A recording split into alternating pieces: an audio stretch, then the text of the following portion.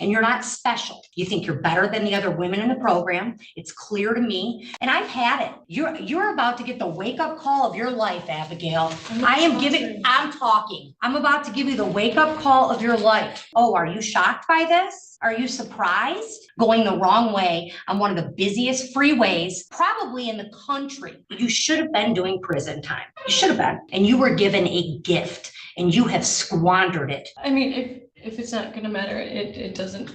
Does my face look like it's going to matter? No, it really doesn't. Okay, you're about to go in just about 3 minutes. I was throwing up all week. I haven't eaten in 6 days. That's why I missed on Wednesday. I'm talking. I'm going through an epilepsy diagnosis. I'm having seizures in my sleep. I slept through a therapy appointment. And you're throwing up for days on end.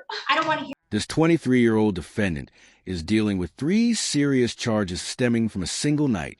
Police say she was driving under the influence on the wrong side of Interstate 75, then tried to flee when officers attempted to stop her. After that, she struggled during the arrest. Despite how dangerous that situation was, she was given probation instead of jail time. Most people would see that as a huge opportunity to get their life back on track. Unfortunately, she treated it like it didn't matter. The judge in this case had already given her multiple chances, and it was clear those chances were running out. The real issue wasn't just what happened that night, but what followed.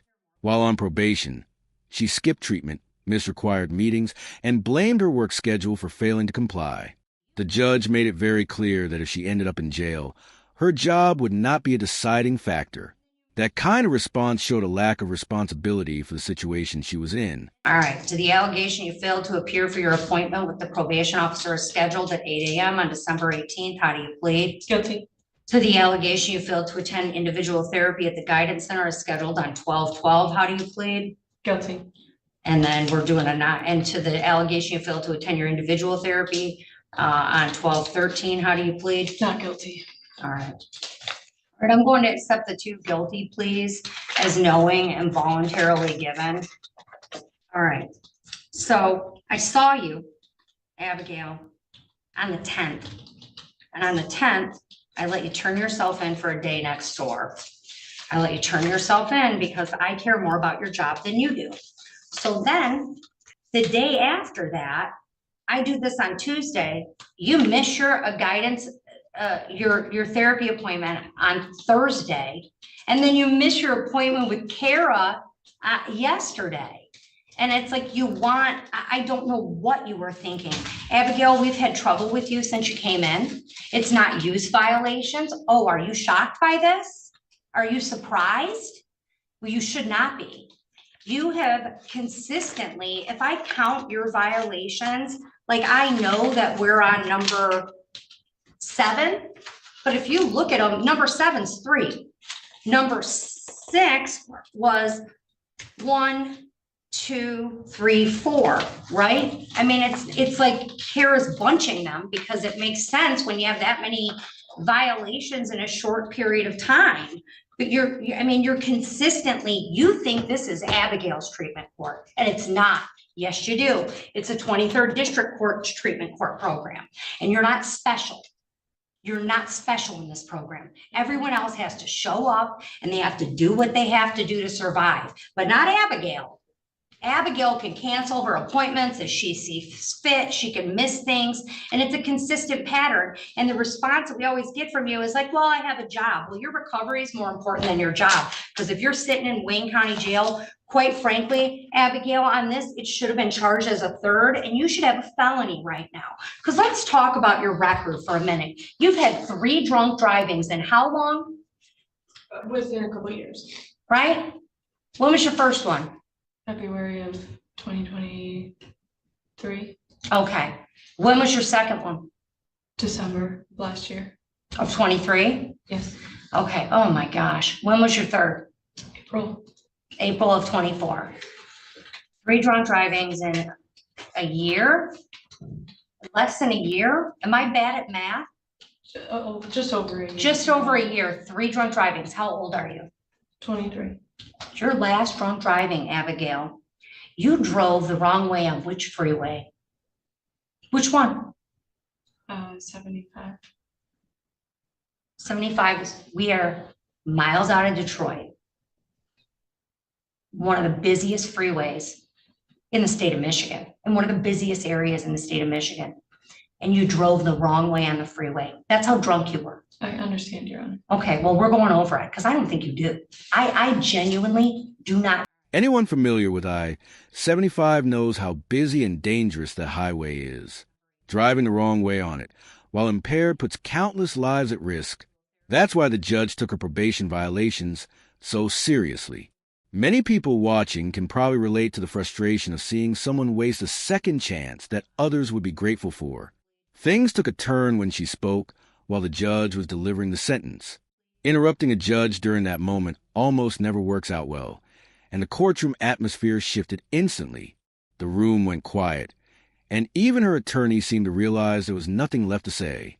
The judge ultimately sentenced her to 5 days in jail. Given the charges and repeated noncompliance, it could have been far more severe. And then you wouldn't stop for the cops. And a cop had to tap your car to get you to stop and get you from killing someone else or killing yourself at 23 years old, your third one in just over a year. And you got a gift. One, you got your life. You're not dead. You're not in prison for killing someone else, which is a miracle, going the wrong way on one of the busiest freeways, probably in the country. We're the Motor City.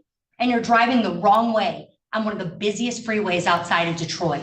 Then you get the benefit somehow of, instead of having a felony, you get the benefit of getting a misdemeanor for this. And in exchange, you have to do a treatment court program. That's the thing. And you should have been doing prison time. You should have been. Or at least significant jail time. And you were given a gift and you have squandered it.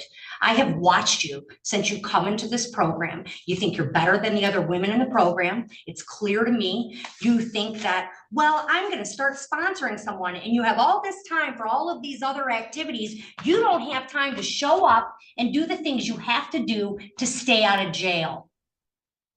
And I've had it.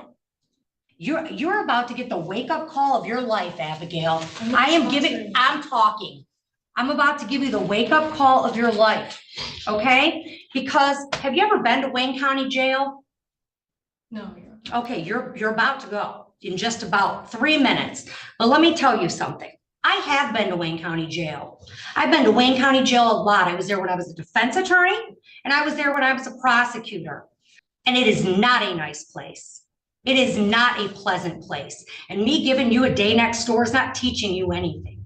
I need you to understand you are looking at months in jail. Months.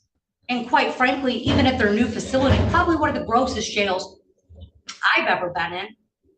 And with people who are sitting in jail, awaiting trial or sentencing on pretty significant crimes. And you'll probably think you're better than them. And you're not, Abigail, because that's where you should be. So you are getting the wake-up call of your life. You're going to sit down in the Wayne County Jail. What's your rec? 3 days. 5 days. You're doing 5 days in the Wayne County Jail. You got nothing else to do? Forget your job, forget everything else, Abigail. I want you to understand this. I want you to really reflect on the next 5 days. I want you to sit there and think, is that the life you want? Or do you want to comply? I'm talking. You can either comply with this program and get it together, or you can go do your 90. It makes no difference to me.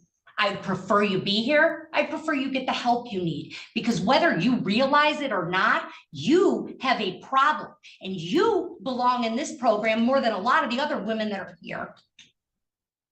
Because what you have done on these 3 offenses is abysmal. It's terrifying. You're doing your 5 days at the Wayne County Jail. I'm writing no early release. You're gonna really reflect. You'll be out for Christmas. My gut tells me to give you 7, and I don't know that you deserve that yet.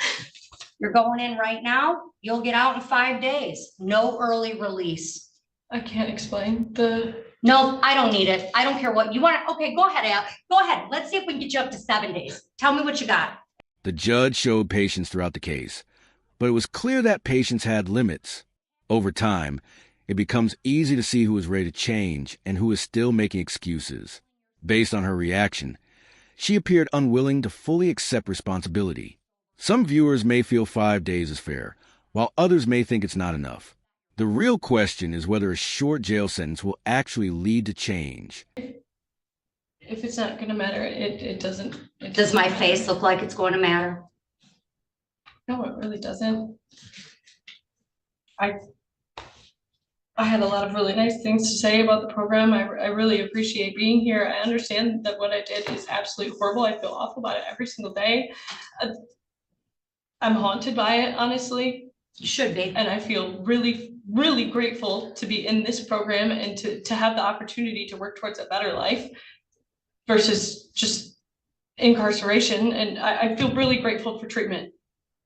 Well, show up and do the program or go sit in jail. That's your option. I was And when you throwing come up back- all week. I haven't eaten in 6 days. Abigail. That's why I missed on Wednesday. Abigail, listen to me. I'm going through an epilepsy diagnosis. I'm having seizures in my sleep. I slept through a therapy appointment and I have a text from Josh that says any day that we need Zoom, we can use it. And then I showed up. And then he told me that we couldn't use it. It was a misunderstanding, miscommunication on his part or mine. I don't know, but I genuinely, I took everything into account the last time I was in front of you and I took it And to then you heart. immediately missed another appointment I've been and you're, throwing up I'm for done. days on I don't want to end. hear, I don't want to hear anything else. I'll mark your file medical, enjoy your 5 days in the Wayne County Jail. When you come back, you can tell me whether you want to be here or whether you want to give your spot up for someone who's earned it. There was a hearing date for the. I don't care about the other violation, dismiss it. All right, come on up. Miss Heiss, I need you real quick at the podium. I need to give you your appeal rights. Not give you your appeal rights, and I want to make sure you know them from the date of your sentence or as permitted pursuant to MCR. Thank you, Miss Heiss, you're all set. Can you please not make Miss Heiss listen to? This is what can happen when court-ordered opportunities are ignored. Probation is not meant to be easy. It's a warning and a chance to avoid harsher consequences. The judge made it clear that there would be no more explanations or delays. While 5 days may not seem like much, coming from a judge who has reached their limit, it carries weight. Whether this experience helps her turn things around remains to be seen.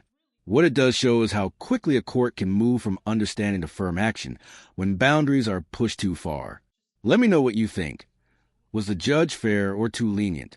Thanks for watching, and if you found this breakdown helpful, be sure to like and subscribe.